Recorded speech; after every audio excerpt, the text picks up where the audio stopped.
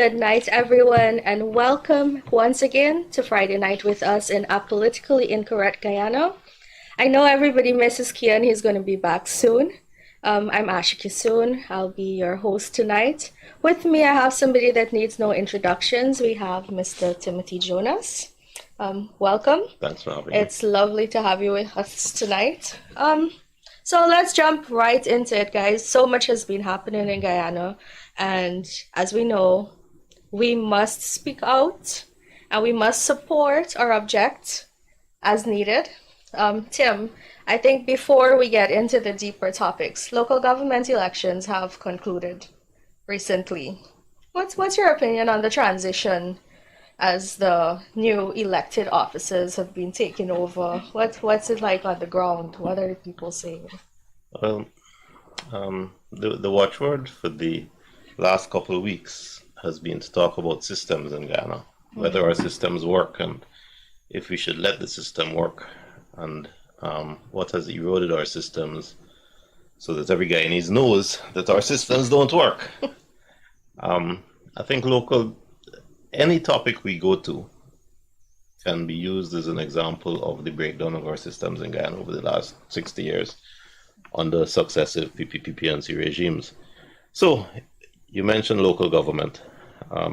I think that's an area that we can demonstrate why the systems have broken down. First of all, in an effort to centralize power, the governments of the day successively have deliberately avoided empowering the various regional bodies by allowing them to be financially autonomous. Now, the system is designed so that each of the NDCs and RDCs can be financially autonomous. And the way they are designed to do that as a system, and the watchword is going to be system. Every time I speak, it's going to be about systems, is that they are empowered under the legislation to charge the citizens who live in the area where their statutory authority extends, to charge those citizens rates and taxes on properties owned by the occupants, by the residents, the owners of those properties. Now, the system of rates is very fair. It is based on a percentage of the value of the property you own, and the purpose of rates is to allow the council to pay its expenses, which will be administrative expenses of paying its staff, paying drainage, paying for roads, paying to keep the carpets clean, paying to pick up your garbage, those things. So every year, as a system, the council should budget how much money it needs for all of these services. If it's got to fix a road, it will budget for that. And then calculate as a matter of maths, once it decides how much money it needs, what rates it will charge against its citizens as a percentage of the value of their property. And why I say the system is fair is that if you are rich and live in a big house, your percentage will result in a higher rate that you have to pay than someone who is poor and lives in a small house. And someone who owns no property at all because they are poor will pay no rates. Yeah. So it's a fair system. Systems. Why doesn't the system work? Why is it that we live in a place that is strewn with rubbish, that the drains are flooded and don't work, and that the roads are deplorable?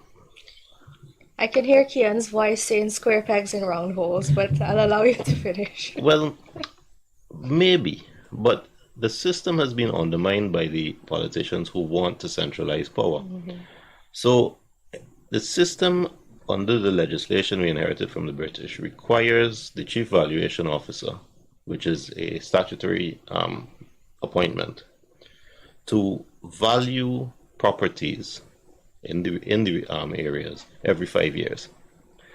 So when he values the properties every 5 years, if you had a vacant piece of land or a small house here and somebody built a skyscraper, that value will be reflected in the near future. And therefore the percentage that owner pays will be an accurate reflection of the value of his property. We haven't had a valuation of properties by our Chief Valuation Officer since the 1990s. So for the last 30 years nearly, there has been no valuation.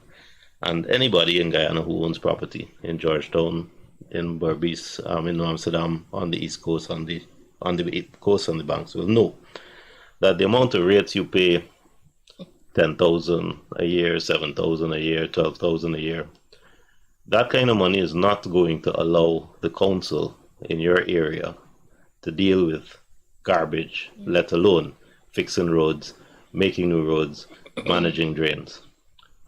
I like to give my personal example because it's the truth, that I pay over $4,000 a month just to a private garbage collector to collect garbage at my house. I shouldn't have to pay anything. The rates that I pay should be applied by the council to pick up garbage. But my 4,500 odd a month translates to $50,000-$60,000 a year, which is more than my building is assessed for rates. How on earth can the council be expected to do its job if the government of the day has not allowed the chief valuation officer to do his job and to value properties realistically? The next thing that happens is that with the exception of the cities, so with the exception of Georgetown and New Amsterdam, the estimate, the budget that each council comes up with to decide how much money it needs for that year is subject to veto from the minister. Yes. So the minister then can say to you, no, you're asking for too much money. And in the meantime, people are living in squalor, rubbish is piling up, the councils can't do what they need to do, and the system is breaking down because of the determination of our politicians to centralize power. So NDC and its elections were a complete waste of time because the system has long since been undermined by our politicians and their determination to centralize power. I think that's quite an interesting take on it, because a lot of persons don't realize that these evaluations have not been done for 30 years. And while they target the NDCs themselves, it ultimately comes back to who's responsible, who are the ministers and government in hand, because these are decisions that lie in their laps. And I recall our president saying that the systems are working, but as we can clearly see, that this is a shorthand, part of it. And that's only with local government and NDCs. If I could turn the topic a little over to the healthcare system right now, there is so much happening with construction of new hospitals. There's consultations with international bodies. Just last night at the Canadian ambassador's residence, the president said that they're working on training more nurses to fill the need of Canada and Guyana. And as I can tell you plainly right now, we've lost so many nurses over the last couple of months. The country is suffering from a brain drain. There aren't enough staff. Yet we have these new hospitals, these new institutions that are being constructed. I'm not saying it's a bad thing, it's needed. Health tourism is very important. But how are we filling this need and this void? Is it also a systemic problem? Well, again, as a system, I'm going to keep harping on system till you get fed up hearing it, I'm afraid. One way to ensure that you have a brain drain and a flight of professionals is not to pay the people who you are employing. And the fact is, nurses are so woefully underpaid in Guyana that the best and the brightest of them run away at the first opportunity. So you find Guyanese nurses in London, in New York, in the islands, all over the place. And the nurses that are left in Guyana trying their best to get out. The way to ensure the system doesn't work is to underpay your professionals. In my experience, I am aware that some hospitals are actually trying to recruit top nurses from India, where they're paid even worse than they're paid here. And where in fact there's a glut because so many are trained. So that the supply and demand lends them to come here. And I have found those nurses to be among the best in terms of just bedside manner and how they treat with patients in Guyana. So I hear what you're saying. If we do not pay our professionals, they will leave. And we see that in the police, we see that with the nurses, we see that with our teachers. The problem with the suggestion that we need to increase salaries is that there's no kickback in that. You see, if I award a contract to build a hospital, there's a kickback in that. If I just increase salaries, I'm afraid that there's no benefit coming from that. And I think that a great part of the problem is that in the award of contracts, which we know needs to be under a much better microscope than it is now, there is scope for lack of transparency, for favoritism, for handing out deals to family and friends. There's no kickback in giving better salaries. There's no motivation to do it. The argument in this question has been centered around the fact that last year, around January, December time, there was an improvement in salary scales. But even after that improvement, we had a couple hundred nurses leaving. I say this from personal experience. I lost my head nurse recently because she migrated also, and this was after the scale improvement. Well, I'd ask you, what is the scale improvement? So each category of healthcare worker was given a different scale. It goes across according to your scale of salaries. However, when we compare it internationally, you're still way below the medium of what is paid in the Caribbean in its entirety, in South America. We're even paying less than most African countries, to be honest. You see, I think that's part of the problem. Sometimes we gloss over things by saying, oh, recently there was a pay increase. But that's meaningless if we don't draw comparisons to see what the push and pull factors are. And what I've seen is police who earn less than $500 a month, nurses who earn less than $500 a month, US, of course. Yes. And their equivalent in Canada earning $3,000. Yes. And if you're talking 6 times the amount, well, I'm sorry, you can't. And our authorities should not be allowed to get away with a gloss to say, oh, we've done a scale and, we've given improvements. We're talking 6 times the amount for a comparative employee is not good enough. And I must say, like, the nurses that we have, the quality of manpower that is leaving, it's so sad because we're losing the most skilled. It's the best that go. The always. best of the best. Yes.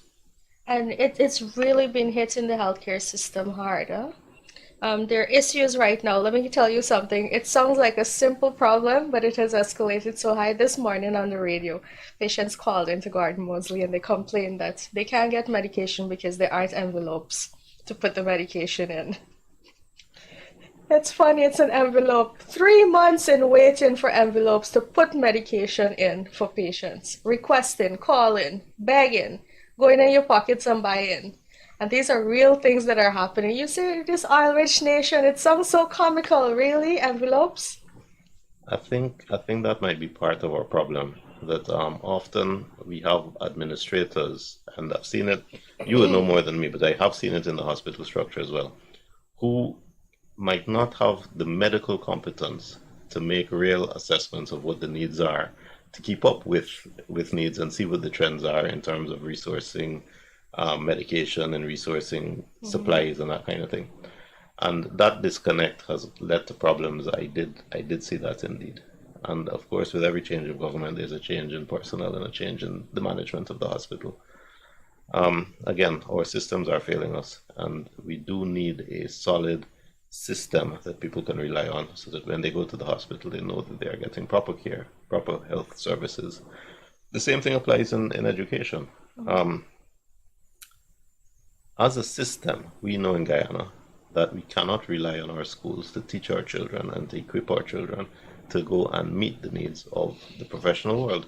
So every Guyanese who can afford it will first of all try his best to send his or her child to a private school, because the public school is not doing it. They're overcrowded, they're squalid, the toilets don't work, the teachers are demoralized, and the teachers are not teaching well because they don't get paid, and our best teachers have left.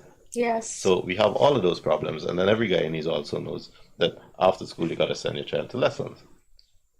That is definitively indicative of a system of education that doesn't work.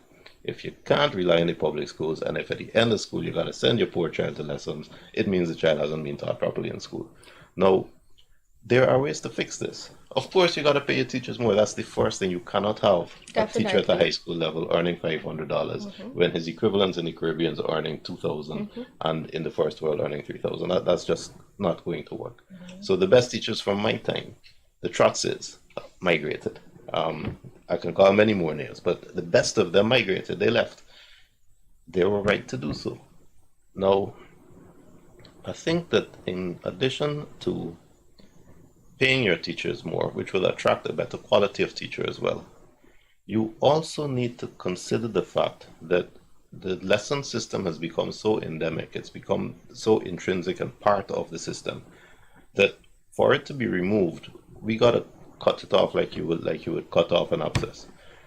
The teachers who teach in school often teach in school so that they can be kept up to date and au fait with the syllabus, with the books, with what's going on in terms of CXC and Common Entrance, just so that they can go and make their real money giving lessons after school. I was just about to bring that up. It's exactly what's happening.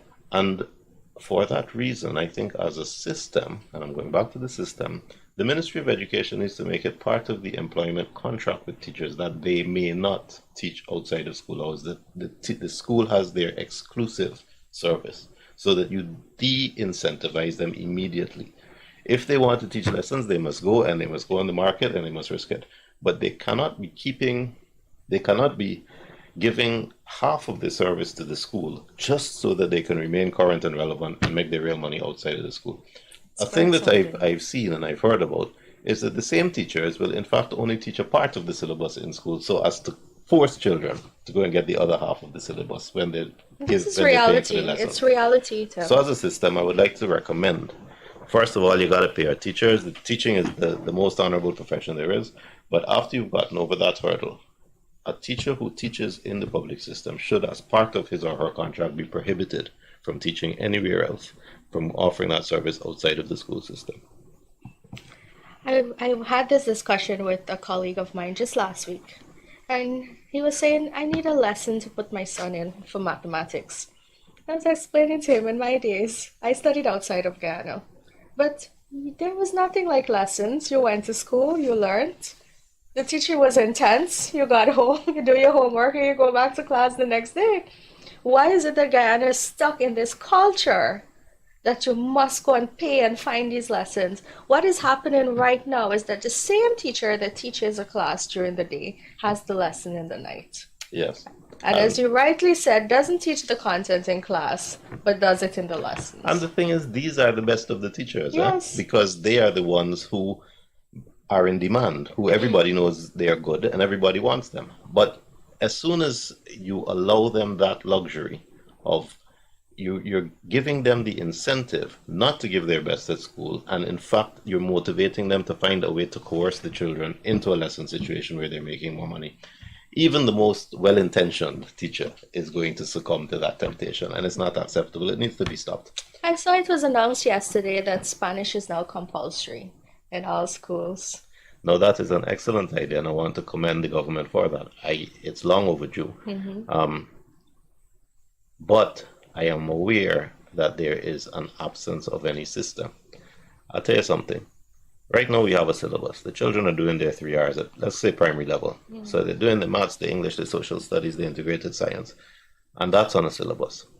None of those teachers in primary school are equipped to teach Spanish. So first of all, if you have a school with 1,000 students, 30 in however many different classes, you will have to come up with several Spanish teachers. And these are specific Spanish teachers. These aren't generalized part of the teaching population. These are specialized folk coming to give lessons, coming to teach Spanish. Has the government counted how many schools and how many teachers will be required in each school and how many schools there are to ensure that its promise in 2 months in September that compulsory Spanish will be taught to all the kids in school is going to be realized? Have they sourced these teachers? Have they budgeted? Have they figured out where the classrooms will be? Now, we talk about a hope and a dream, and we talk about a bit of spiel, just a nice soundbite. that you give to people. Let's teach Spanish. Sounds good. Half the country will cheer, the other half will murmur because they don't like you. But when you look at the system that underlies that kind of promise, and you start asking the questions, how it's budgeted for, where these teachers coming from, you suddenly realize it's not going to happen. And I challenge anyone to confront me in September and tell me that in all the primary schools, not even with secondary schools, in all the primary schools, all the children are being adequately taught Spanish in a system that works, where the syllabus and the curriculum are there, they have their Spanish books, they have their specialized teachers, and it's all working smoothly. Let's wait and see. Well, these are questions that we've been asking also, and having had discussions with some of the teachers. I am told that the same class teacher that's offering English, mathematics, science is going to be learning Spanish with the students. Spanish with the students. Well, no more needs to be said. No, at all. What I would then ask is, and this is the lawyer in me, if I hire you as an English teacher to teach English, where on earth do I get the right to presume that I can then dictate to you that you must go and learn Spanish to teach that as well? Is that part of the agreement that we had in the first place? But like we'll you said, I commend the initiative. I think it's good. Our children should be learning a second language, but the implementation is the part that we're waiting for now. And because we don't have faith in our systems, I am always going to go back to it. When I hear a promise, I'm going to ask, how do you plan to do it? Where is the infrastructure? Where are the underlying stresses, and how are you going to meet them? And if I don't get proper answers, then as far as I'm concerned, we are just seeing more incompetence and more empty, bland promises. Well, something that we've been speaking about for a while was the appointment of the Public Service Commission, the Judicial Commission. That has been done. What's your take on it? Well, as you know, we've waited years. Mm-hmm. Now, because of my profession, I'm very aware of the serious problem we have in the judiciary and in the system in court. We have a statutory complement of 20, I think it's 20 judges. And right now, I think the complement is 9 judges. And what I can say to you is even 20 judges isn't enough in terms of the workload that exists. People look at the surface, and it's understandable because a layman on the outside wants to know, why is it that a case takes 2 years to be held? Or why is it that somebody languishes, an accused person languishes in jail for years before his trial? Why is that? And of course, you're right. It's unfair. It's unacceptable. Justice which takes that long is automatically unjust. And I have seen people, and I've heard of cases where people are incarcerated for years, and then when the time comes for their trial, there's no evidence to present against them, and they're just let go. No, that can't be right. But why does it happen? It happens because in a situation where our economy is growing and where we're already litigious and more cases are being filed every year, we have a complement of 15, but we only got 9. And in just the past few years, Justice Insonali has retired, Justice Frank Holder has retired, Justice Reynolds has retired, Justice Korshus is soon to retire, I understand, I'm not sure. So we are seeing attrition. The judges are leaving. Not a single new judge can come in because there's no Judicial Service Commission. And then you have to ask yourself why. And the reason why is that unless the politicians believe that the folk that they appoint are people that will support them, then they prefer not to appoint anybody. And that's why we've waited this long. That's why we've waited so long for the appointments to be done. It's actually unfair because our judges are professionals. In fact, you don't need a qualification to be appointed into parliament. You just need enough people to like you to vote for your party. But a judge is a professional, highly qualified, years of experience, and should not be subject to the kind of political whims that we see when there are debates as to how a judge should be appointed and the delays that are involved. While we procrastinated because of politics in appointing the Judicial Service Commission, we have judges who are seriously overworked, who are working early in the morning to late in the evening and cannot meet the workload despite their best efforts. and we have been hugely unfair to those judges.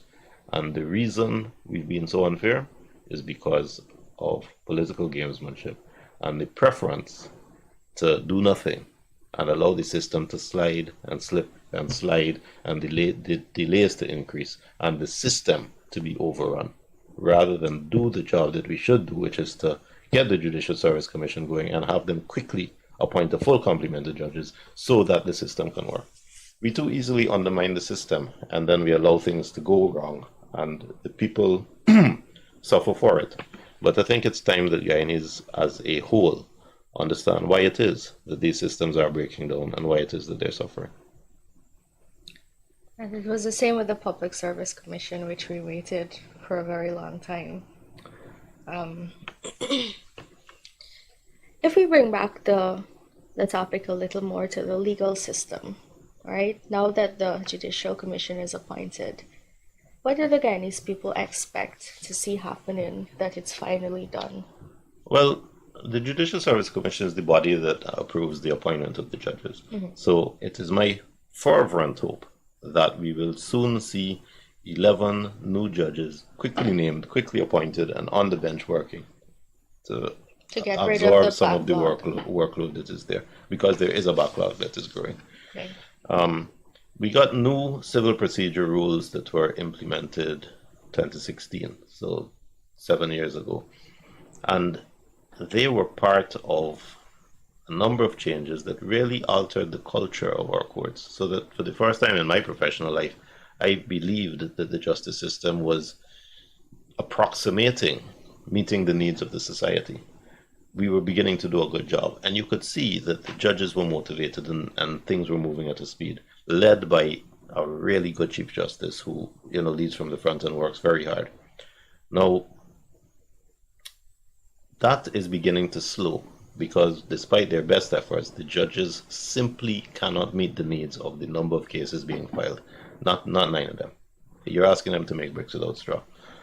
I hope at some point that we can change the system of appointing judges, actually. I think that the system needs to be divorced entirely from the politicians. And I would like to see the judges filling their own vacancies by majority decision of judges. If a vacancy arises, somebody retires, the judges, to me, should themselves be able to invite applicants, consider the applications, and by majority decision of the judges there, decide which applicant they want to appoint to the bench. I think if we could isolate and separate the judiciary that way, which is the intention of the Westminster system, first of all, we'd never find ourselves in a position where out of 20 judges, we only got 9. But I think also we would then no longer have a situation where the politicians are wrangling, trying to see if they could get appointments of judges that they think are favorable to them politically. Yeah. It would take the political element out of it. And not only would people there then have greater faith and confidence in the system, but I think the status of the judiciary itself would improve. Got it. Which makes a lot of sense, but as usual, there's a lot of political influence, and when it comes to the judicial system, I do agree with you that there shouldn't be any. Let me bring the conversation now to the president's speech that he made recently, his press conference. Guyana is projected to grow 25% per year for the next 3 years. There has been an abundance of oil finds and new sites and more money. Has the normal Guyanese man been benefiting from our oil funds? That's a difficult one. Not difficult to answer, but difficult to try to present a solution. First, we got to realize that this growth in the economy is oil and nothing else. Sugar is down, well, sugar's out. Rice is down. Gold has its issues. Mining, other mining has its issues. I think agriculture is relatively stable, but it's been minimal in Guyana in terms of the percentage that it covers in the economy. The only thing that is there and is doing so well is oil. And oil is such a large aspect of the economy now that it begins to be worrying. The question is, how do we allow the free money that we get from oil? And people don't like when I say that, but let's be clear. If it was up to us and we were left to our own devices, the oil would still be out there. It would never have come out of the ground. We needed investors to come to use the expertise that the investors have to take it out, and all we're getting is a percentage.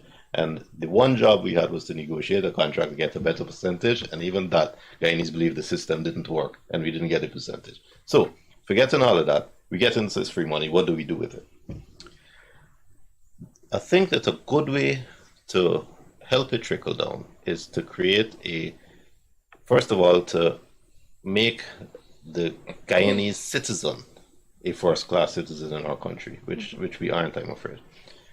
We have to ensure that people who are not Guyanese cannot easily become Guyanese. Now, folk remember Bai Shanlin, but many people might not know that the leader of Bai Shanlin, the person who was in charge, was actually a Chinese citizen who came here, and in a very short space of time, you saw him in the newspapers, and he got Guyanese citizenship. What that meant is that if he wanted to go into mining is an area, for example, where if you're doing small or medium scale mining, you can only own claims if you're Guyanese. Suddenly he could own claims, whereas a foreigner would be confined only to large scale mining, such as Omai, which was foreign owned. So by allowing people to come in to be Guyanese, we will and become Guyanese citizens unless we take strong measures and implement policies to ensure that that is limited and restricted. We are going to be overrun. And we got to make sure that the resources that come from this free money are directed to Guyanese and not to carpetbaggers who come in to use the infrastructure. So the money has to go to education, health, and social welfare. That's where it's got to go. I would like to see that the NIS is increased and improved so that it is able to offer services it doesn't offer now. I believe that every mother of a school-aged child should be entitled to a quarterly or monthly sum of money for that child as long as the child is in school and as long as the child is between the ages of, let's say, 2, or maybe from the time the child is born to the time the child is out of secondary school. Now, I know we have the because we care foolish system where ministers like to go and get pictures taken handing out white envelopes to people. First of all, that is an accounting disaster because there can be no accountability for how millions of dollars in cash go into envelopes and get handed around. Some will get stolen. Second of all, it becomes a political gimmick. You will remember on the last occasion that you had the Because We Care handouts, it was a week before local government elections, just coincidentally. That kind of thing is not acceptable and it undermines our systems. That particular gimmick undermined the local government elections and it undermined the system of handing them out. Because if you're handing out these envelopes in July, knowing full well that the school term is not until September, chances are that money is not going to go on education. I think that if the NIS could be expanded so that mothers of Guyanese children receive in their bank account or at the post office or anywhere, knowing that they're entitled to this as of right, a monthly sum of money, maybe 40,000, let's say 200 US, $40,000, in respect of each child, a number of things will happen immediately. First of all, the mother will have a certain economic independence. And I think we'll see a reduction in domestic violence, for example. She will have that autonomy and that independence that gives her more confidence. Second of all, she will have the luxury of ensuring that she can put her child together because no matter how poor a woman is, she loves her child. The child is most important. And send that child to school. She will be incentivized to ensure the child stays in school because if the child drops out of school and she can't next month present the certificate showing the child's attendance at school, she doesn't get her $40,000. So your children will remain in school. And it will therefore be easier because she has greater financial autonomy and because her child is in school for her to have a job, for her to ensure that there's stability in the household. I think that that's the first thing that it needs to be done, but not by Because We Care political gimmicks, but through a system that is transparent and that everybody understands that you go to NIS. It will also incentivize both parents to register at NIS. Most Guyanese are not registered at NIS, do not pay NIS. Now, as part of a system, if you think, as the government clearly does, that cash should be given to parents, then do it in a way that incentivizes the parents to register at NIS, and therefore they will have to be responsible and can be asked about their tax liability if they're paying taxes, if they're also registered at GRA. So incorporate your systems so that they fit neatly into other systems and everything can start working as a neatly oiled machine. As you've been saying since we started, it's systemic. It's about systems. Every parent wants a comfortable life for their child. And I think what most Guyanese are facing right now is meeting the basic needs of their children, which is vastly different. You can provide a meal, a uniform to go to school, but when it comes to the small comfort, the toys, the outings, vacation, it's a foreign concept to most persons in Guyana. I think we cannot end this discussion and not have a talk about the indigenous people and how the funds are benefiting them.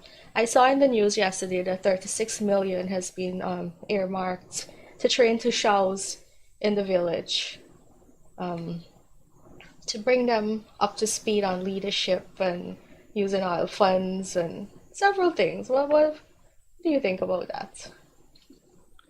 Well, I think that if, as a people, we were honest and said we don't know when we don't know, we'd hear a lot less foolishness. So let me be the first to say that insofar as you might be asking me about what measures I think will assist the Amerindian community who are living in the interior, so the ones who are isolated, I'm not qualified. What I can say and what I have seen, because you might not know, but I do like going in the interior, I do like wandering around in there, is that a sum of money to train a Tushao requires, first of all, to ask that Tushao what he thinks he needs. And I would be quite surprised if these Tushaos felt that money should be spent to put them in some area to sit down to be trained. But again, I'm not competent and I'm not going to go further on that one. That's an area that I'll stay away from. Okay, well, I'll touch on the area. Yes, please. I'd like to hear your views. With consultation with citizens, they have been asking for better infrastructure. The transportation to their villages and out has still been difficult. It's through the airlines, boats, and the costs are extremely high. Sometimes they need to pay close to more than 100,000 to get home. So that's one of the areas that they're asking for focus to be given. Access to their communities in and out. Because as the economy grows and there's much activity going on, they also want to be part of it, Locals getting involved, local content, business, trade. There's so much that they can offer, and they've not been having access, easy access. Because if I know that I'd like to attend a conference that I would learn about trading, my products I have in my village, and I have to pay $200,000 to get there, does it work out in the end? So if you've got a place in Bambadai or Aishalton or Sipruni or somewhere, and you say, well, it's really difficult to get in and out, and I can't get my products out, or I can't take resources in, and it needs to be done more cheaply, how do you go about doing that? So there have been discussions on transport systems. I see the government has purchased a ferry and put in one of the areas. There talks about a train system that would connect the regions. Of course, it's just in discussion right now. Bridges to be built, opening access between the regions. But of course, there aren't any specific details that are given as yet. We know there is a need, but who are the professionals that are being consulted on this? Do we have geologists that are assessing the land and the areas and seeing if it can be done? Or is it just the village people coming together and saying, well, we want this to happen, but we don't know how? One thing I know that will not work. There is this foreign myth of the noble savage, how wonderful it is that people live off the land and that kind of thing. And I could tell you what I found, and sometimes it's a good idea just to be completely honest about things. I haven't come across an indigenous brother or sister who lived in the interior, in conditions without electricity, without running water and that kind of thing, who after being exposed to life in our modern, forgive the use of the word modern society, so with electricity and running water and some amenities, said that they wanted to go back. Yeah. So it's one thing for us to sit comfortably in our air conditioned studio as we're doing now, to talk about the needs of the indigenous community. But I really think that we may do more good to defer to the individuals in the riverine communities and to see what they want. I have spoken to dozens. In fact, I can tell you that in my house growing up, it was often a halfway house, and we from time to time would have students who would stay, having come out of the interior and stay there and that kind of thing. None of them went back. Mm-hmm. And I believe that it might be important to give folk in the interior an opportunity, first of all, for education on the coast.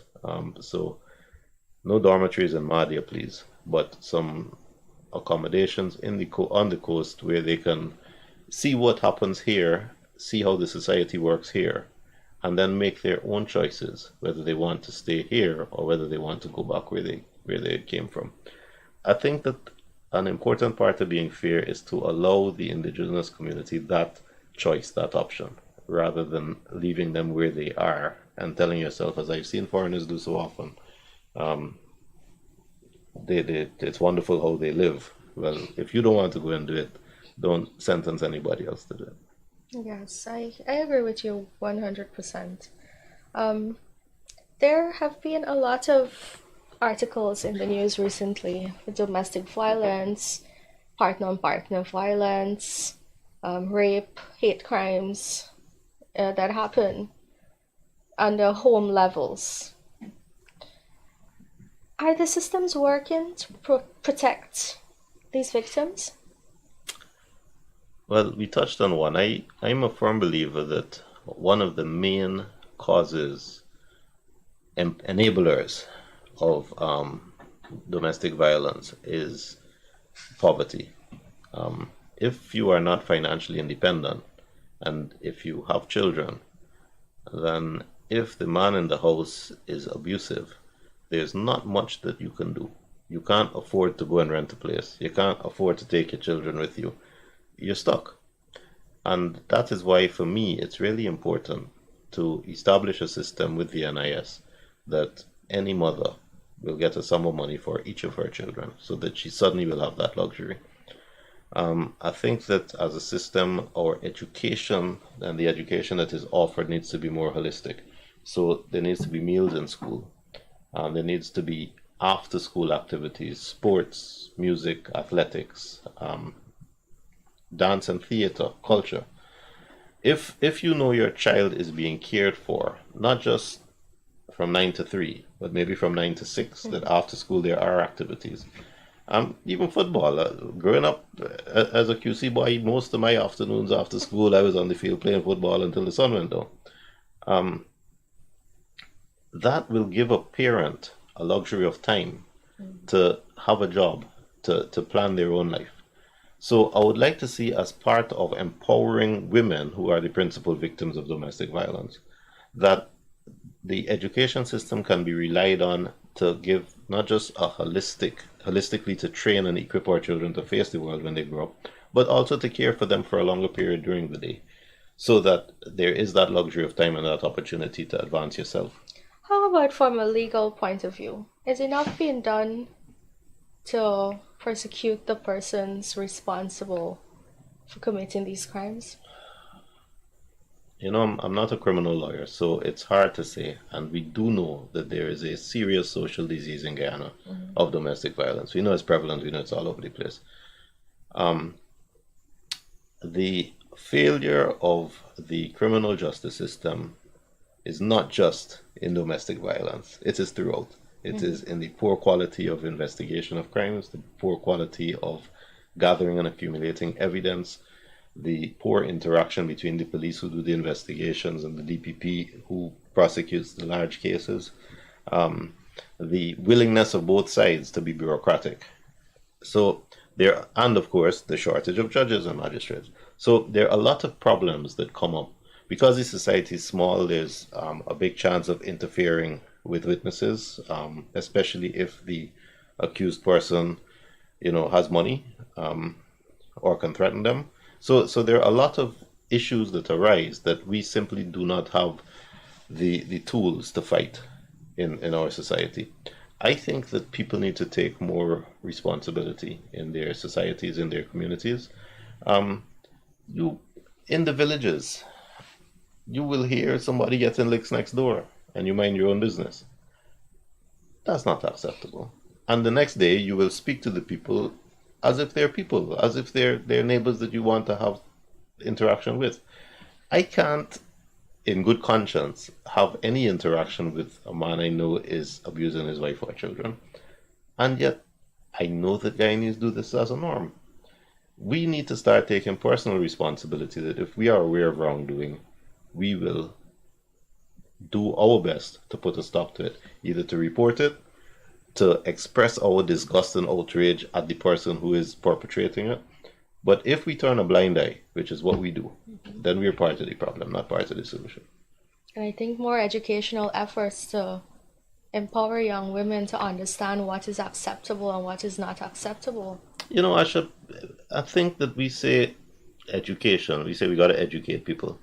But is there anybody who doesn't know what is acceptable and unacceptable in terms of domestic violence? Is there a man in Guyana who beats his wife, who would do it out in the public where people can see? I think most of them prefer to do it at home where no one can see because they know it's wrong. And the women who are quiet, first of all, because they're financially dependent, most of them, but also because they're embarrassed, because they know it's wrong. This isn't about education, everybody knows.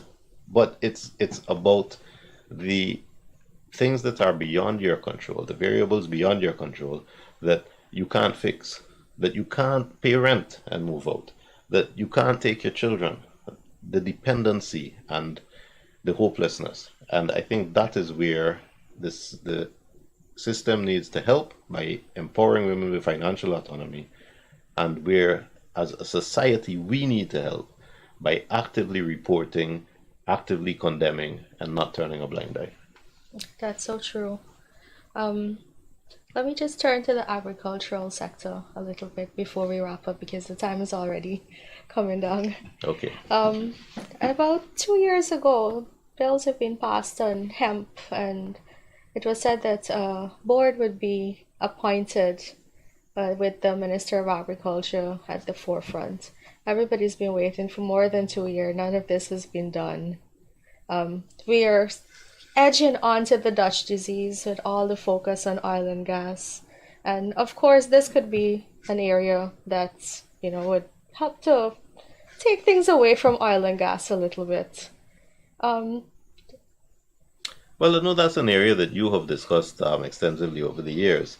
And I think we'll agree that there is no appetite in either of the two large parties to go down that road. So the tiny cosmetic concessions that they made don't really make any sense to the thing.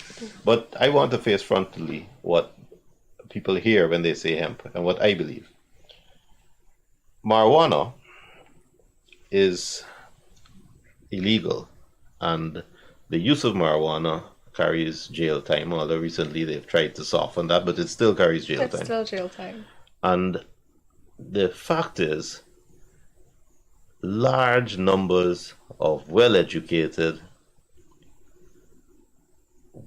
children, teenagers, young adults with good prospects, good futures, professionals, smoke marijuana. And the truth is that large numbers of rural people smoke marijuana. And the truth is the Rastafarian community smokes marijuana. And the truth is marijuana is no more evil than alcohol or a number of other things that are completely legal, like cigarette smoke. Mm-hmm. So, we allow the minority of religious ostriches who prefer to keep their head in the mud to dictate that we must take a conservative and hypocritical approach to marijuana, which does not reflect the mores of the majority of our society. And what's the end result of this stupid system? Because systems can be good or they can be bad. And let's talk about a bad system. The majority of people who get caught are young, black males. You ruin their lives by throwing them in jail. The jails are already overcrowded. So you burden the prison system by throwing young, able-bodied Guyanese men who can be out on the road, who can be getting an education. You're throwing them in jail, you ruin their lives, you destroy their reputation, you hurt their families, and you overload a prison system that is already so overcrowded that it can't be worse. If you legalize marijuana, young Guyanese men are let out. The stigma is removed. More than that, economically you can begin to regulate the industry, because right now people growing in fields and bush all over the place behind bush, you can't find them unless you see in the newspapers that some police has cut down and burned a large Random field. canoe raids. Yes. The thing is, those same fields can be sources of revenue, but more importantly, can be monitored. You see, when something's criminal, it's done where you can't see it. If licenses were issued to people to cultivate marijuana, the first thing that would happen is that the authorities would know where the marijuana is being grown. They would know how much marijuana is being grown. They would be able to trace where that marijuana goes and see the trends of its usage. And they'd be able to tax it. Yes. There would be revenue coming in rather than revenue going to pay to incarcerate a 20 or 21-year-old boy who has his whole future ahead of him, but now it's ruined. Sometimes we got to see that the system is not working and we got to fix it. And that's one area that I will tell you frontally, we got to legalize marijuana. I'm so happy that you brought that up. As you know, I'm a strong advocate for this since the beginning. But it's interesting that you mentioned marijuana when I'm speaking about hemp. Well, I know that you're going to respond, and I'll let you do your thing. So I'm happy you brought that up. I continue to share that view. Our economy could benefit from marijuana. Even talks about medical marijuana are shunned right now, and the benefits have been proven in America, Canada, and the rest of the world. Even the Caribbean has gotten on board. Jamaica, Antigua, they're doing health tourism where persons are traveling from all over the world to get marijuana treatment for their ailments. And it has proven to raise the economies. That's marijuana. Hemp now. Innocent hemp who looks like marijuana but is not marijuana. It has THC levels that are below 0.3. It cannot get you high. It is not a narcotic. And they're still restricting growth on it, even though other countries are planting this. They're benefiting from it. You can make thousands of products from it. Hempcrete to build houses that are fireproof, clothing, rope, whatever it is you can think about, medicine. And it's still being shunned because of the stigma. A stigma that was implemented by a master back in the days when slavery existed, who said that we cannot allow them to have this because they're going to be better than us and run free and have their money. Actually, you know, Asha, it's funny you say that. Of course, by legalizing marijuana, you remove the stigma you're talking about with hemp, which I acknowledge what you're saying. But if you look at the larger issue of the economics behind drugs, you really see how funny it is. Because marijuana is a tropical plant. It couldn't grow up north, and therefore there was a danger that something grown in the south might sell up north. And it was economically very sensible to say, no, we don't want this thing. Opium was legal, and opium is grown in Afghanistan, as you know. It was legal in the 1800s, and it suddenly became illegal when a lot of the opium growing countries became independent and it was no longer economically profitable. As soon as marijuana could now be grown in greenhouses up in Canada and up in the States, we suddenly see a liberalization. Yes. And you have to ask yourself, who's the fool? So here we are, where marijuana can be grown, and we see places like New York Jamaica, Netherlands, Thailand. it's legal suddenly because now they can grow there themselves. But we still hang on to some ancient, um, arcane concept that really doesn't work and is not logical. Not at all. It's something I'm hoping that we could look into in the future. So we have 4 minutes left. I give you a chance to speak about anything at all you'd like to let our audience know before we say goodbye to them. What I'd like to invite the audience to do is keep an eye on social media. What you will see from me personally, but I think generally as well, is a discussion on systems and where our systems are failing and what solutions are possible that can decentralize power and allow autonomous agencies to work really properly. And that system can apply in every area where we see already that things have fallen apart and the systems have stopped working. The delivery of electricity service, the delivery of water service, almost every area that you can think about where there needs to be transparency and there needs to be efficiency. I think we have to start thinking about our systems and ask the question, do our systems work? And why is it that we immediately feel a sense of loss and hopelessness when we hear our leaders say, trust the system, rely on the system, when we all know the system doesn't work? It's time to change that. Yes, I totally agree with you. And as the audience knows, something I love to speak about every time I get the chance, the importance of a third force. Please, you need to consider your political future. There are persons out there who do not believe that government or opposition has been standing up for them, and we're here. You can reach out to us at any time, read our Facebook posts, check social media what we're saying. Remember, it's not about loyalty to a party, but more about what can be done for you to help these systems to work for you. We are at an era now where technology is in the forefront, and young people have the opportunity to step forward and do more politically.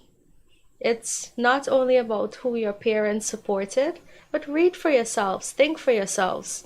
We are still independent and we're still here to work for all the Guyanese people. A third force is very important. Mr. Jonas? Well, I'm avoiding politics on Kian show. We are apolitical. But I see you couldn't resist that, so No. I'll go with you. As a member of parliament for the Joiner right now, it will be brought a politically incorrect Guyana. That's what we are. Excellent. We'd like to thank our sponsors and TBN for having us here tonight. And I encourage you all, reach out to us if there are any topics or any discussion that you'd like us to raise on the weekly show. Please, the number is there on the screen. Call in, WhatsApp, text us. Questions that you have, we open to them. And we thank you very much for being here with us tonight. And thank you, Tim, It for was a joining pleasure. me.